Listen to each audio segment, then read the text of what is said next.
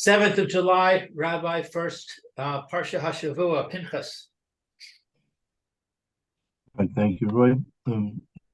Roy, thank you for joining me. Yep, Erev Shabbos Parsha's Pinhas, Shana Tavshin, Pei Gimel. Good. Let's direct your attention to the pasuk in chapter Chav Zayin. That's chapter 27, pasuk Yud Beis. Let's start with that. 27, Yud Beis. Oh, here we go. Right, I'm going to change over this because. Okay, should I read? Yeah, if you like, sure. Vayomar Hashem el Moshe, Alei el har Okay. Okay, you want to do that? What, Roy? I'll untangle you. There we are. Okay, very good.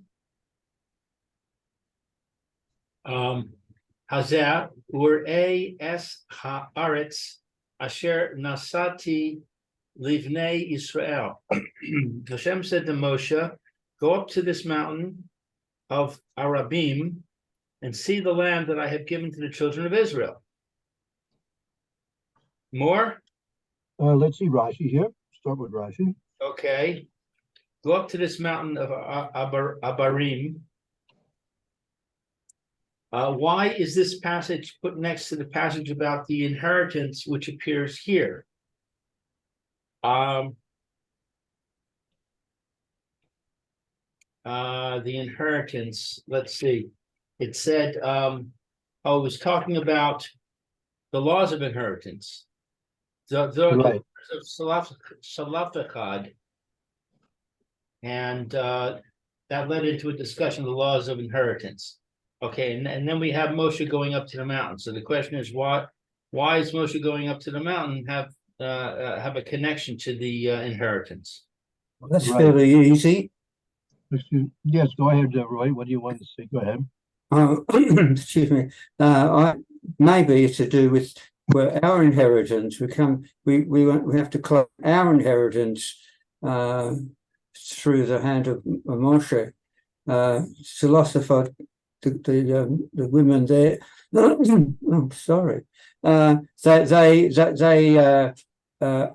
claimed inheritance. They aggressively claimed inheritance from their father. It spoke to Moshe Rabbeinu about it, and Hashem is telling Moshe to go up the mountain. What for? To claim the inheritance of the Ten Commandments, the inheritance of Yiddishkeit. Well, we're not talking about the going up to Har Sinai. This is going up to a different Har. Right? Oh, sorry, going up where? This is going up to the Har Haravim. Har Haravim. Yeah. But, Oh, well.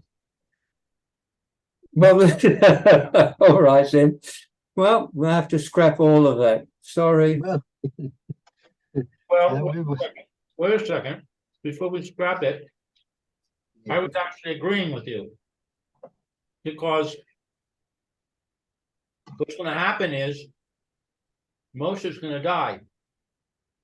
And before he dies, Hashem is going to show him all of the land of Israel.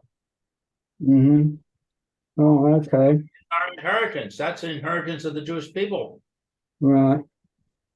So I think you shouldn't have given up so easily. Oh, well. It's because I don't know what's what. That's why. Well, I'll tell you what, Roy. Don't give up. Don't scrap it yet. Let's look at Rashi and we'll see if we can fit it in, okay? All right. But even if I'm nearly right, it's not deliberate. It's by accident. No, it's okay. Okay. So All right. So where are we? There'll be the Rashi in Yud Pasuk Yud Beis. So Since the Holy One, blessed is he, said, you shall surely give them.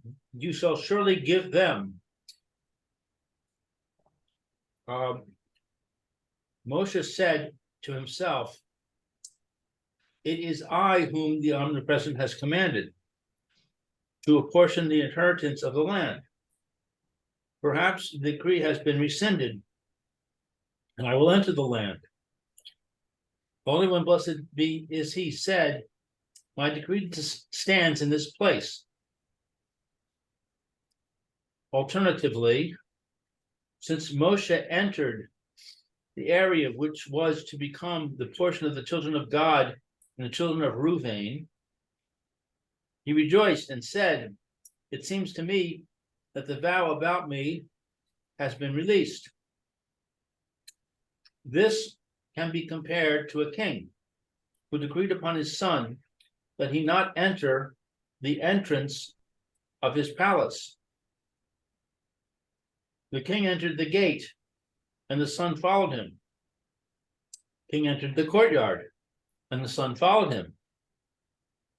He entered the reception room, and the son followed him.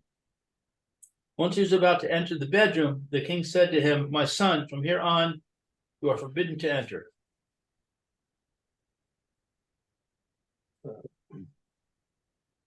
Okay, so let's take a look at the Rashi. Let's think about what are we learning from this Rashi first and foremost? Change in Moshe's fate. Things haven't changed, right? The fate of Moshe Rabbeinu remains in place,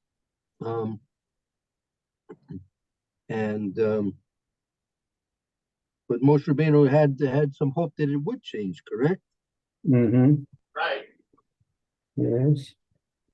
So there's some sort of leeway, but the leeway is not enough for Moshe to enter Yerushalayim, but to enter Eretz Israel. It's enough for him to put his foot over the store step into the hallway, but that's it. Into the lobby or the reception room, but not to go any further. Right.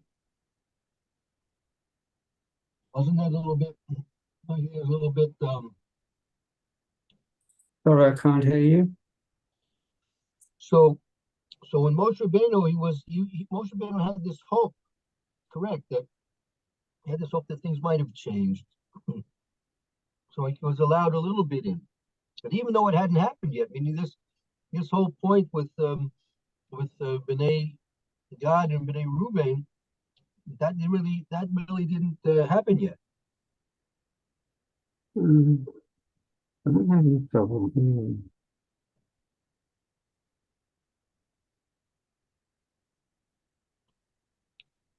Right. I'm not following you, Rabbi. We didn't. Plugging in one thing and plugging in another. All right, let's see what happens.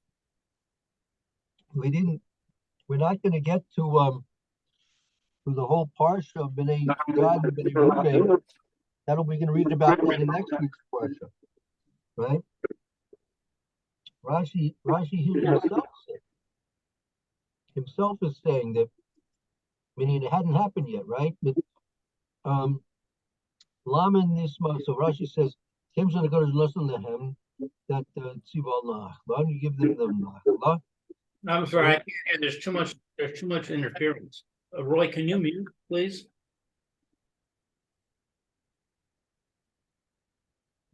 Is it coming in clear now? Can you mute Roy, Rabbi? I can hear you, but the rabbi is right down in the back. Okay. Please say it again, Rabbi. If you notice, look at Davar Acher. Look at the Rashi Davar Acher. Kevin sheniknas Moshe Nakas Bnei Reuben and Bnei Gad and Bnei Reuben Samach.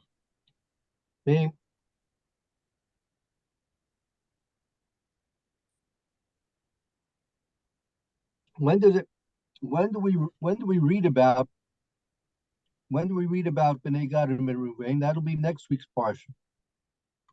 I see.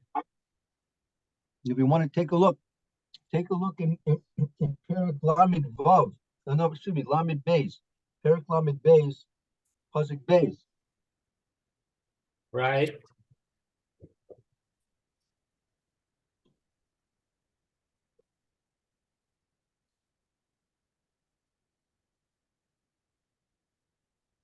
That's the whole Parsha where Bnei Gad and Bnei Ruvain came to Moshe and asked for the land on Ever Yarden. Right. So why is it talking about it here? Yeah, well, Rashi's really introducing it, meaning the Torah doesn't really mention it, but in terms of the timeline, colleagues had already come into that area, which eventually was going to be the area designated for Bnei Gad and Bnei Ruvain. Right? Right. So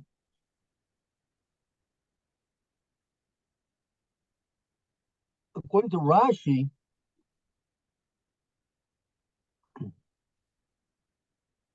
it's not clear had this, which is in Parshas Matos and Perek Lamed Beis, had that already taken place or not.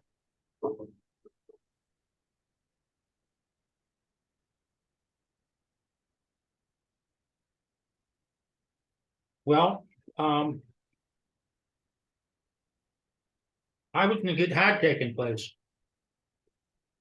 Because right after Moshe goes up to the mountain, he's going to die. Well, that's also a question. Apparently, when Moshe Rabbeinu went up this time, maybe it went up several times. It's if you just look at the simple reading of the psukim over here, this seems to be a different time that he went up.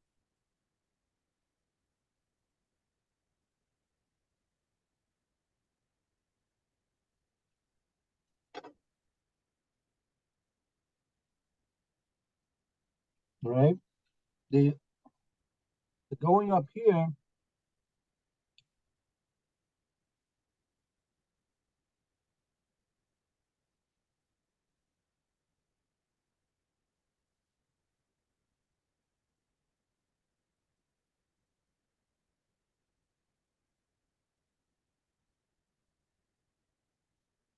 this going up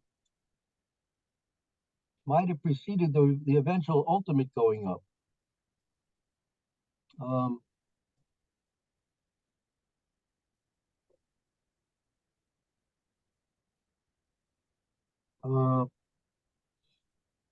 Look, you have Devarim there. Look in Parsha's Devarim.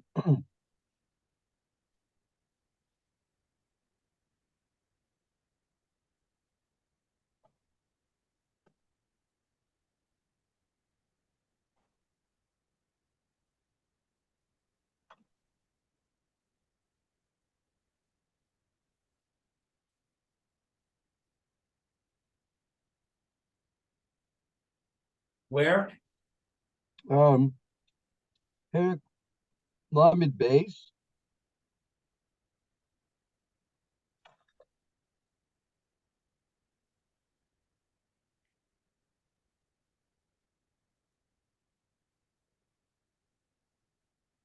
Pasuk Mem Tes.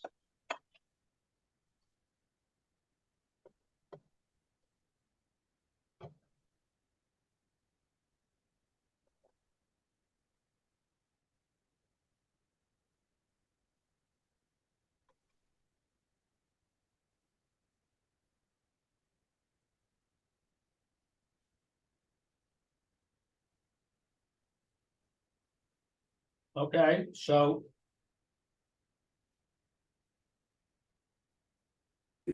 I'm muted. this mountain, Sorry, devouring what? Devarim Lamed Beis Uh-huh. Pasuk Mem Tes. Memtis, okay, Lamed, base. No. Memtis.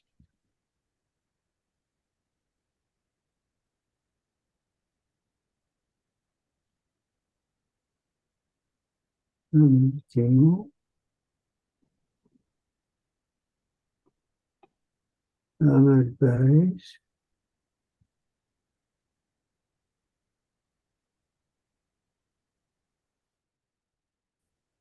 Isn't this just Moshe Rabbeinu? Memtis is 48, is it? Mem Tes 40, Mem Tes 40, 49. 49. Memtis 48, 49. Ascend to this mount of Abarim, Mount Nebo, to the land of Moab, which is Jordan's. I give the children of Israel as an inheritance.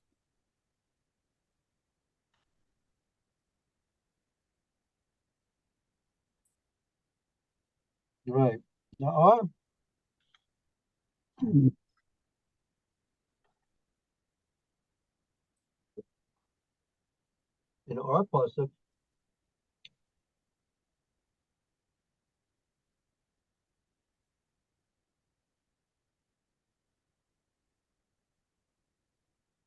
in our pasuk, um,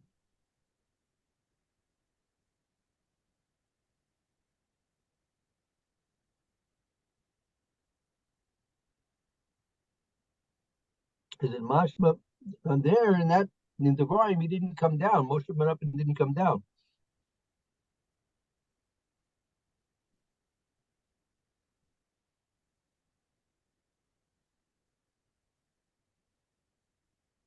In both Pinhas and this, they both in both times he died as soon as he was able to look at the land.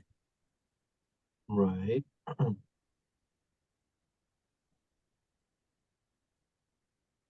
See,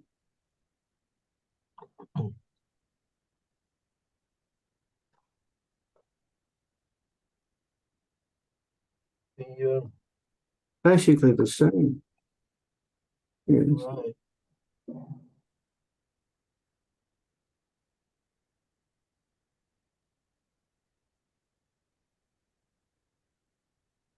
That's the question. The question is, see, Rashi says the beginning of this Rashi's explaining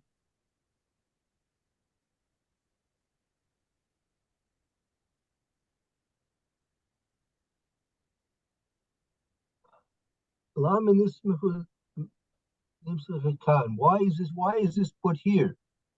Right? Words in that Rashi and by Yud base, by where we started in Parsha Pinhas. Yeah. Why does this follow immediately here? Right.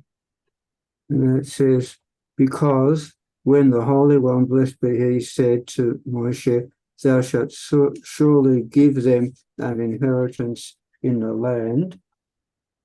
It must be referring to the daughters of Saloth or whatever. Moshe said, it is me that the Omnipotent has commanded to apportion the inheritance. Correct. Now,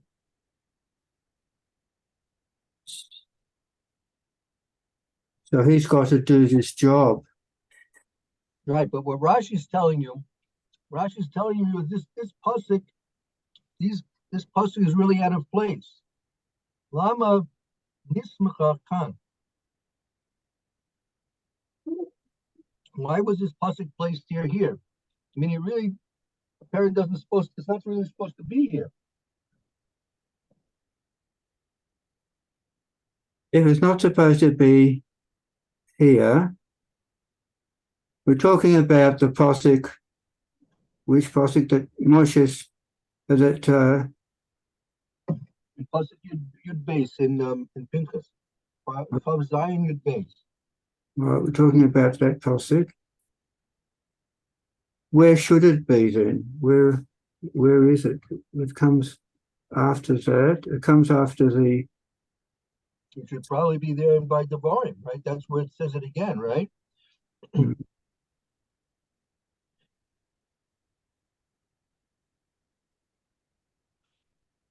right. So the problem is that he's been given this job to apportion the land to the daughters, and yet he was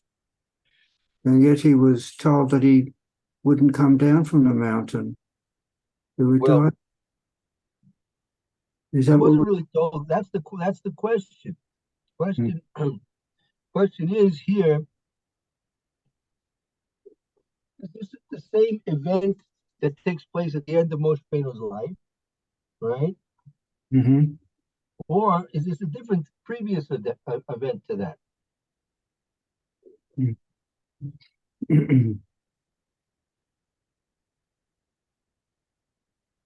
See, since Rashi's bothered by this, right? Why is this pasuk put over here? Rashi's trying to explain to us that apparently this pasuk is out of place. It should be someplace else, but it was placed here for overriding reasons. As Rashi explains, the two reasons why it should have been perhaps in another place and why it was put here. Well, are we able to read it like to mean that he should first sort of divide up the land and then go up the mountain? Can it be read that way at all? Yeah, that could be. That could be. Yeah. I don't know. It's a grammar. I don't know. I mean, the dividing up of the land was obviously done before Moshe Rabbeinu left this world, right? But it wasn't by him on top of the mountain. No, it wasn't. Look, continue on. Let's go back. Go back to our pasuk Yud base, right? You have your pasuk Yud base. Yeah. Let's continue on with the rest of the psukim there. Let's see how it fits in. Mm-hmm. You go. Yeah, Lou, you want to read? You can continue reading. The Re'isa Osa the Ne'et Safta Es Amecha Gam Ata Kasher Ne'esaf Aharon Achicha. You shall see it, and you shall be brought into your people. You too, as Aaron your brother was brought in. Right. So that sounds pretty now, but again, was that statement made at the end of Moshe Rabbeinu's life, or was that made sometime previous to the last day of Moshe Rabbeinu's life?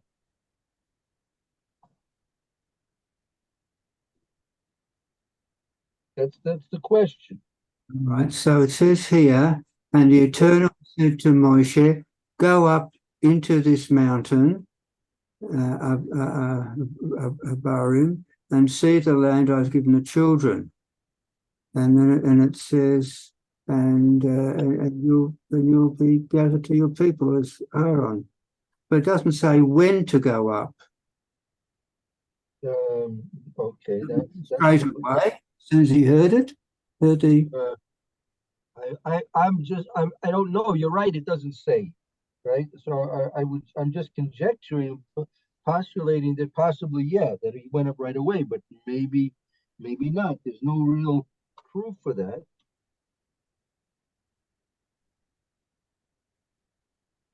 Right. So, Well, the word alay, what form of grammar is that? Was that a command? that's definitely a command, right? So it would seem to be, I'm commanding you, do it right now. Right. So if that was the case, then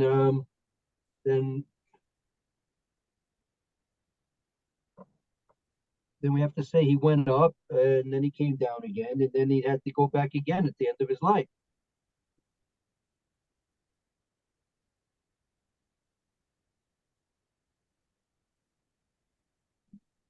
Unless, like you said, this pasuk is out of order.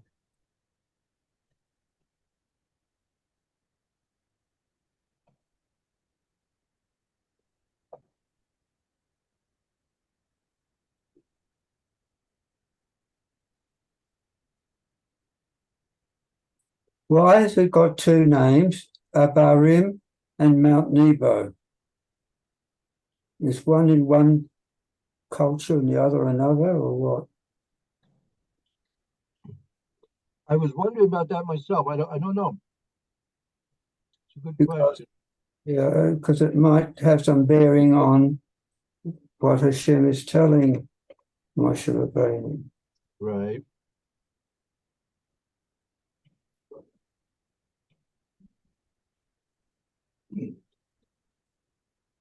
But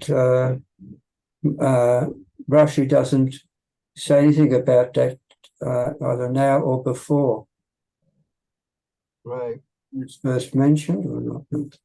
He doesn't.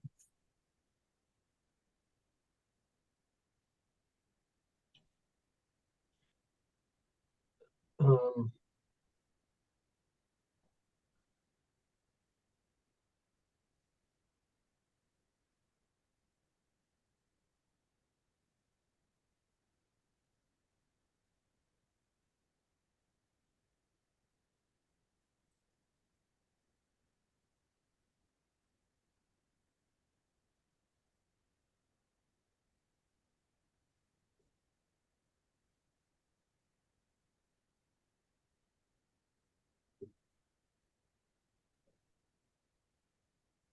okay.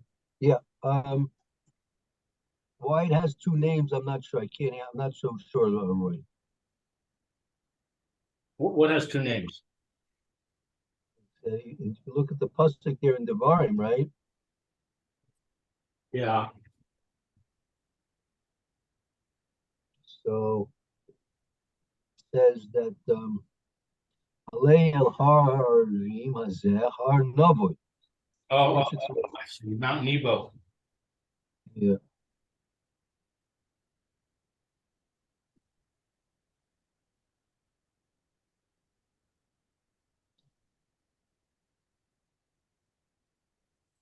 And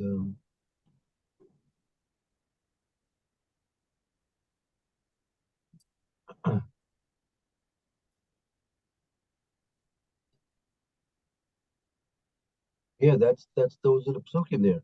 And you see, sometimes it. Look at that. Look at that again. Let's look at that pasuk there in the Lamed Devarim and Chazinu Lamed Beis pasuk Memtes. Look at that pasuk again.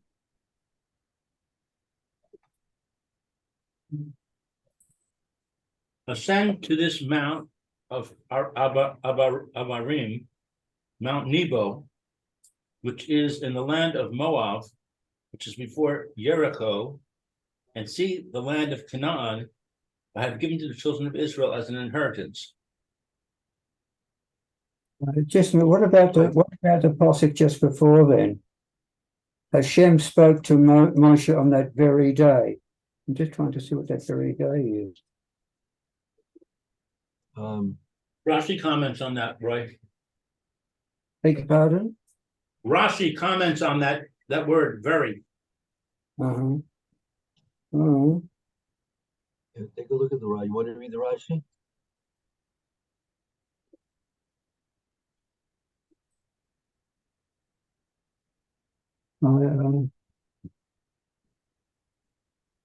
He says I've emphasized not a Rashi on this, just on our present it says Parsha. it's to emphasize that Hashem is going to do it. He's going to take Moshe, regardless of if the people don't like it.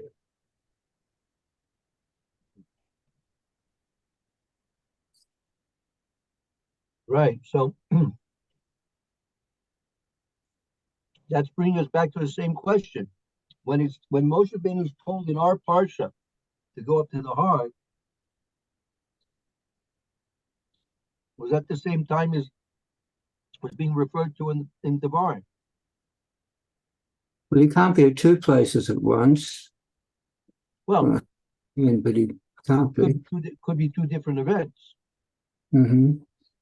So obviously, they're separate times. Why? Why can't they be the same time? And this pasuk is out of order. How would it be? How would by being the same times? I mean that he's up in the mountain and also at that same time dishes out the land to the daughters of Right. No, I read it this way. The daughters of Slavka came to Moshe. They said, can't we have an inheritance? Moshe said, hold on a second, I'll ask Hashem.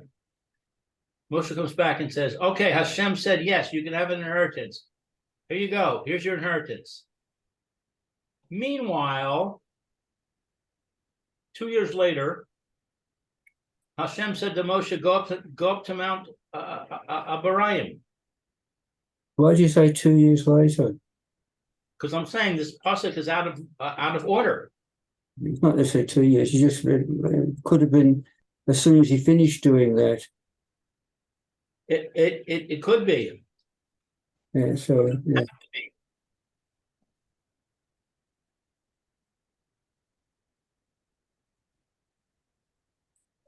All right, it'd be interesting to see then at what date the daughters approached Moshe, and at what date Hashem gave that command to Moshe.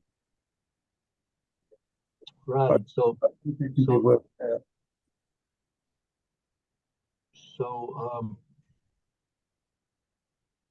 again, let's see.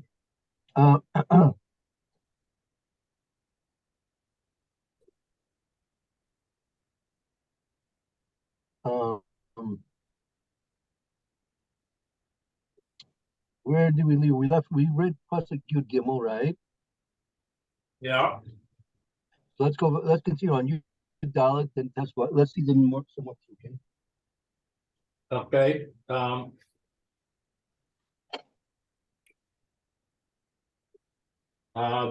Kasher Arisem P, the midbar scene.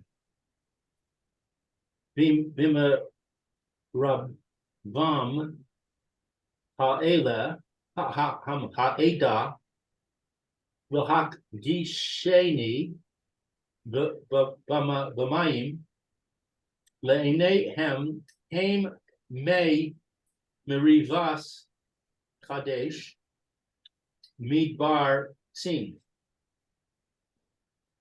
Because you rebelled against my word in the wilderness of Zin,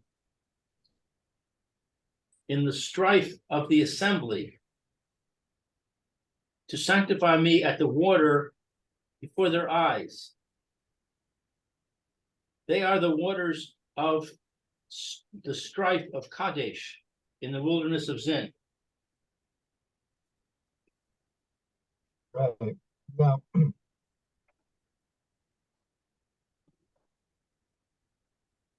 I'm not sure if you see, but you see there's a pay. I don't know if it's written into your Chumashim, but there's a pay over there. There's a pay?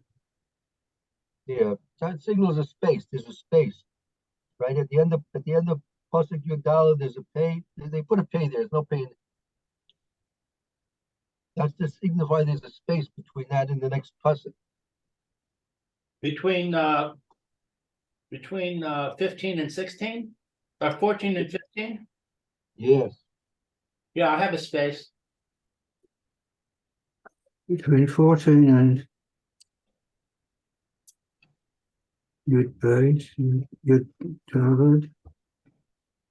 And there was a space between between Yud Aleph and Yud Beis, right? So the psukim, the three psukim, Yud Aleph, Yud Beis, Yud Gimel, and Yud Dalet are a separate, like a separate parsha. They're a segment, an independent segment. The So, question is this segment out of place, which Rashi seems to indicate it is. so there's a pay after Yud Aleph. So Yud Beis, Yud Gimel, and Yud Dalet are all together. Right. That's one segment. A samach after that. What's a Right. pay and what's a samach? It depends. It's a signification of how many, how large the space is between that and the psukim, the following psukim.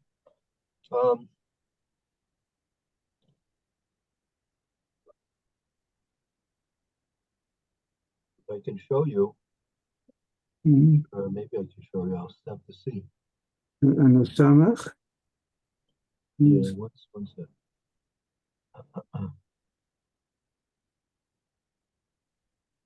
Before Tetzvav, there's a samach. A little space, smaller than the one before Yud Beis.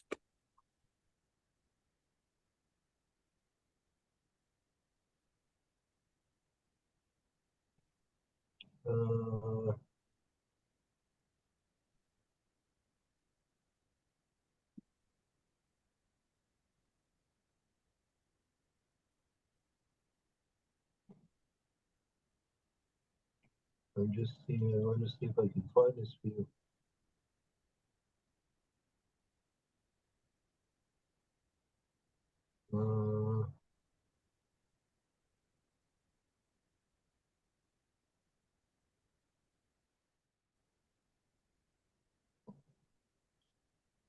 What number is pay? No, it doesn't really. It's not relevant to the numerical value. I'm gonna try and show you if I can find it quickly enough to illustrate what we're dealing with.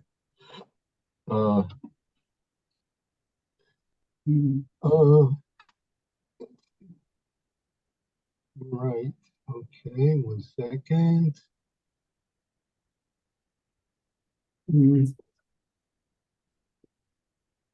I just can't get a little booklet that I've got. Nice one.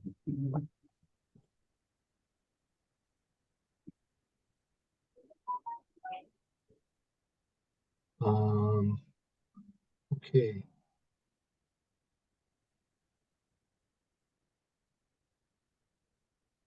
See, when you look at it in the Sefer Torah, it's set off by spacing. These three psukim, right?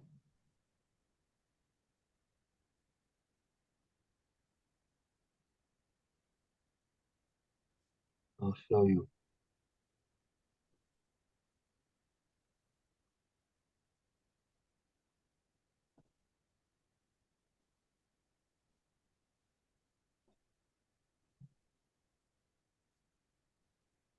I'm going to see if I can't send this to you both. Take a look at this 1 second.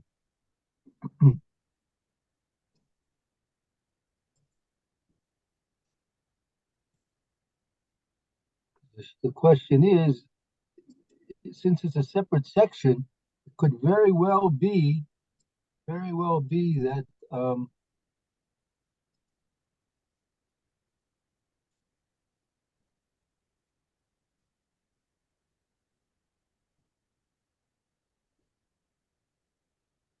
the whole section's out of place. But look, while I'm doing this, look at the next pasuk. Look at the next pasuk after Yudalid. Vaydeber Moshe el Hashem lemor. Yifkod Hashem Elokai Ruchos Lechol Basar Ish Al Ha'edah. Moses spoke to Hashem, saying, "May Hashem, God of the spirits of all flesh, appoint a man over the assembly." Now, so now Moshe Rabbeinu is talking to Kadosh Baruch Hu, right? Now, where do we imagine Moshe Rabbeinu is talking?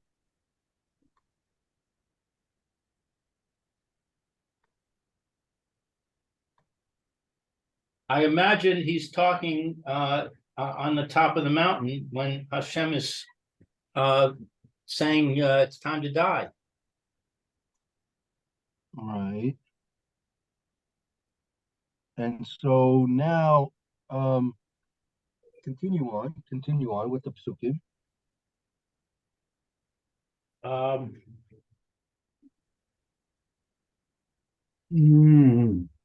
Let's see. Excuse me. It seems though that all this is Yes. when he's on the mountain, Yeah. because Hashem is telling him to do things that he can't do it when he's by himself up on the mountain. He's got to go and take Joshua, and he's got to do this and that. All right. Well, he says the assembly should not be like sheep with no shepherd. Right. So obviously, he's referring to the fact that he's going to die, and he wants Hashem to appoint somebody to take over. Right. So that means Hashem has told him that he's definitely going to die. There's no way out. So since that's like that, Moshe Rabbeinu then requests a successor. Right, and it's immediate. He says, "Okay, Hashem, before I die, please do this." Right. And Hashem tells him to appoint to go to Joshua and to Joshua and anoint him, which you can't do up on the mountain by himself. He's got to be down there. Right. So all of this is also the same time as the daughters. Possibly. Let's continue going to the next psukim. So let's see more psukim. Vayomer Hashem el Moshe, Kach lecha es Yehoshua bin Nun, ish asher ruach bo v'samachta es yadcha alav. Hashem said to Moshe, "Take to yourself Yehoshua bin Nun, a man in whom there is spirit, and lean your hand upon him."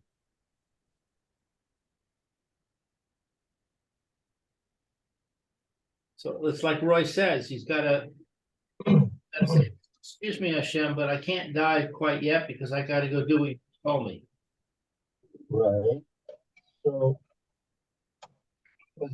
does this represent the delay in Moshe Rabbeinu going up to the mountain? This is said outside those, I suppose you call them bracketed pesukim. Right. Let's continue on, see more psukim. Well, I'm just trying to answer your question, Rabbi. If you go back to Pasuk 13, it says, "You shall see it and you shall die." Right. As Aaron died. Right. Then it says, Moshe says, appoint somebody. So Right. it would seem to me that it does represent a delay. Unless you'll say, well, he said you'll see it, but he didn't say when you'll see it. Right. Yeah, so that's part of the, it's not 100% clear when he would actually see it, when he would go. He's not saying, it's not clear when he would go up, when he would see it, and when he would die. Right. Right. Okay, so back to Yud Tet. V'ha'a madta oso livnei Elazar hakohen v'livnei kol ha'edah v'tivisa oso le'enehem. You shall stand him before Elazar the Kohen and before the entire assembly and command him before their eyes. Very good. V'nasata me hodcha alav l'ma'an yishme'u kol adas b'nei Yisrael. You shall place your splendor upon him, that the entire assembly of Israel shall pay heed. Livnei Elazar HaKohen Ya'amod V'sha'al Lo B'mishpat Ha'urim Livnei Hashem Al Piv Yetz'u V'al Piv Yavo'u Hu V'chol B'nei Yisrael Ito V'chol Ha'edah. Before Elazar the Kohen shall he stand, and he shall inquire of him the judgment of the Urim before Hashem. By his word shall they go out, and by his word shall they come in. He and all the children of Israel with him, and the entire assembly. Okay, and then it said, Vayas Moshe kasher tiva Hashem. Moshe did like Hashem said. So that's Roy's point. He did it right then. Right. Looking ahead, and there's chapters or pesukim about korbanos, various korbanos. Right. It's a segue. What? It's a segue. It changes subjects into now that it's talking about leaning his hand on Yoshua. It says, oh, by the way, while we're talking about leaning your hands, you got to lean your hands on the korbanos also. Right. So, but what Roy was mentioning, we asked the Moshe kasher tiva Hashem also.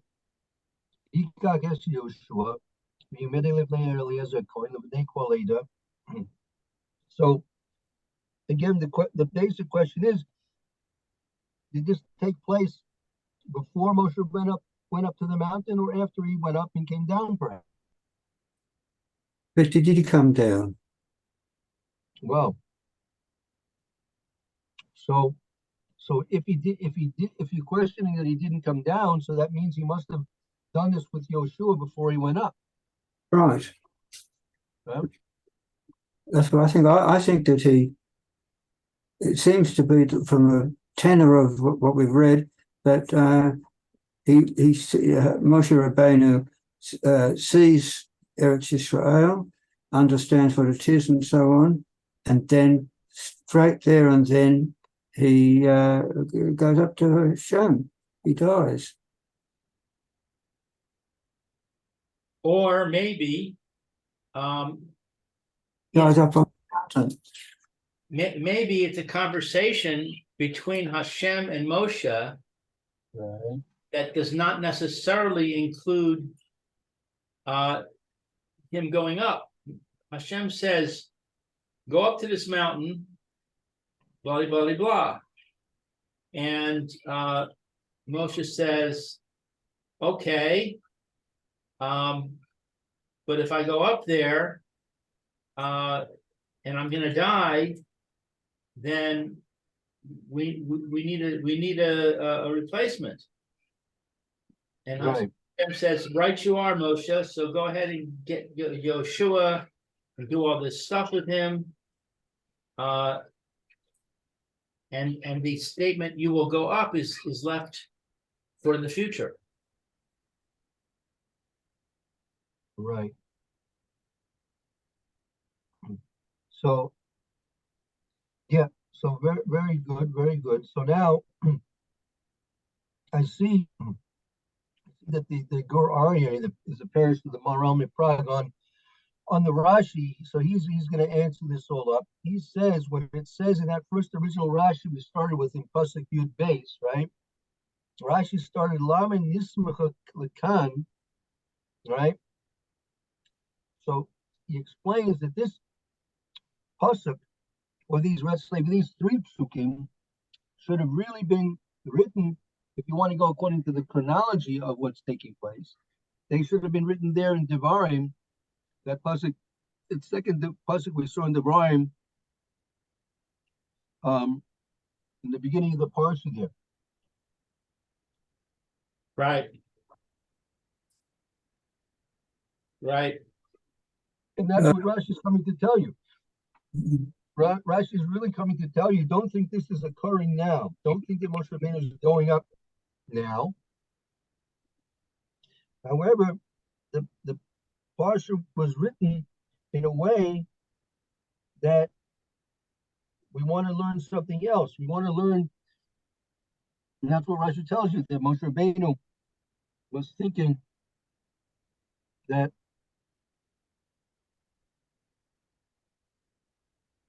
it's still difficult, because what was Moshe, according to Rashi, Moshe Rabbeinu started thinking, right, that now there's a time that they're doing the Nachla, right? Doing the what? The inheritances. They were doing the inheritance. That was the whole Parsha of Benos Slavkad, right? Right. So that's what apparently triggered Moshe Rabbeinu to think that perhaps that was the marshal that Rashi brought down, the king and the prince. He could only come this far, right? Mm. So according to Rashi, those thoughts weren't triggered except because of those events. But those events apparently happened a while before, right? A while before Moshe actually went up to the heart.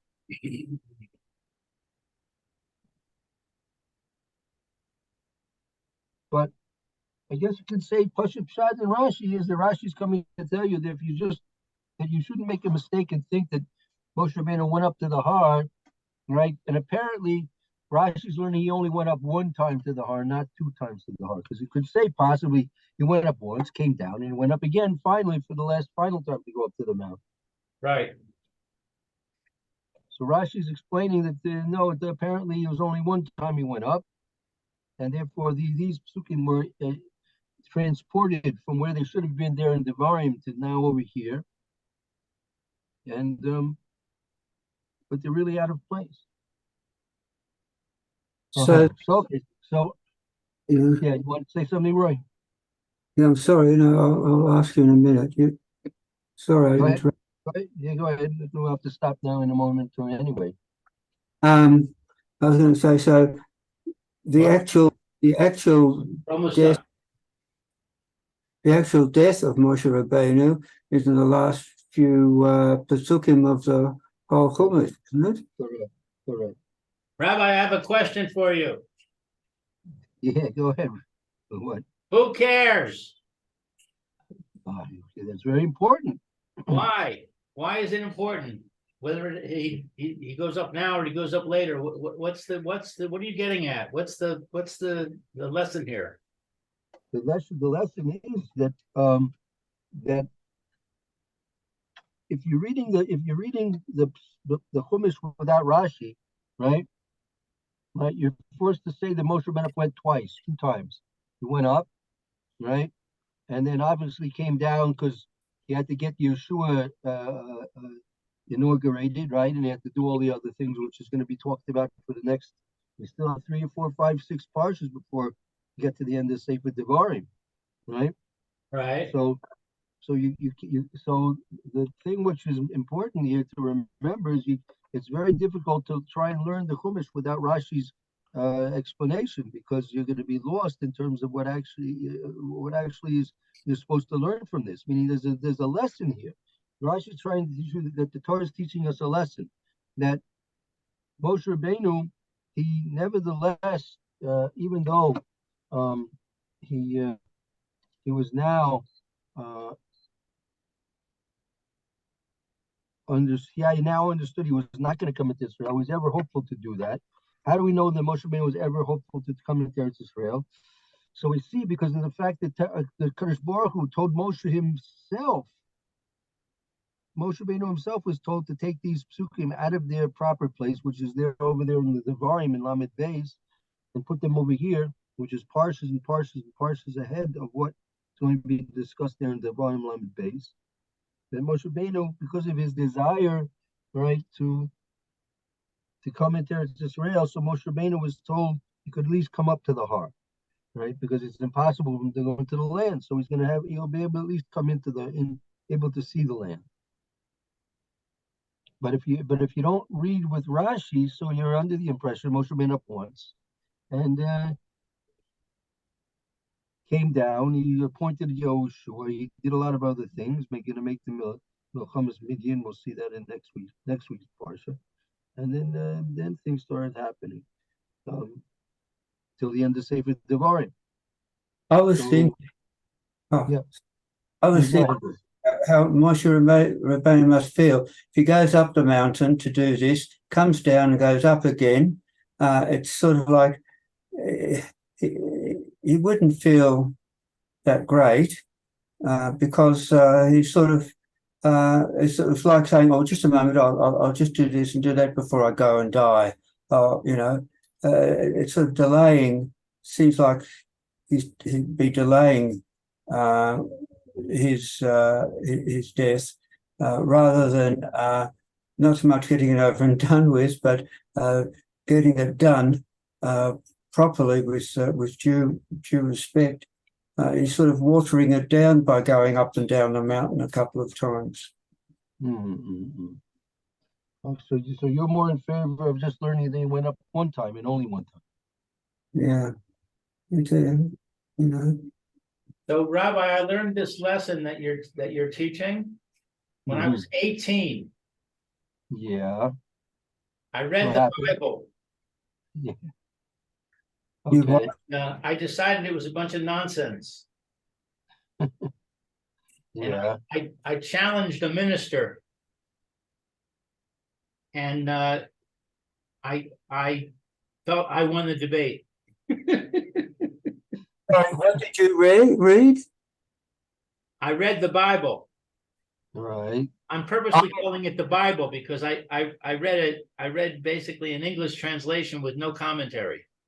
Right. Okay. And I decided it was it contradicted itself. It's like you're saying. You read without the Rashi, you're going to say, this, it says this here, it says this over there. They don't go together. It was written by different people. Chas v'shalom. Yeah. And they didn't communicate too well with each other. Right. Yeah, okay. So you see the lesson that we're trying to learn here. Very good. Thank you, Rabbi. Okay, very good. You should both have a wonderful Shabbos, and hope to see you at the beginning of next week. Mitzvah Hashem. Amen. Hopefully, we'll continue with our discussion of Ham also. Yeah. I was trying to do it a little bit yesterday to get some solid sources about that. I'm still working on it. I'm not happy with what I haven't found too much discussion about it yet. It's going to be fruitful. So we'll see, Mitzvah Hashem, what we can find. Be'ez Hashem. I greatly appreciate your efforts. No All right. problem. Be'ez Hashem. Be'ez Hashem. Roy, have a good Shabbos. Have a good Shabbos. Hope to see you both in the beginning of the week. Thank you. Be well with your respective families. Have a nice Shabbos. All right, Thank good you. Shabbos, Roy. Shalom. Bye.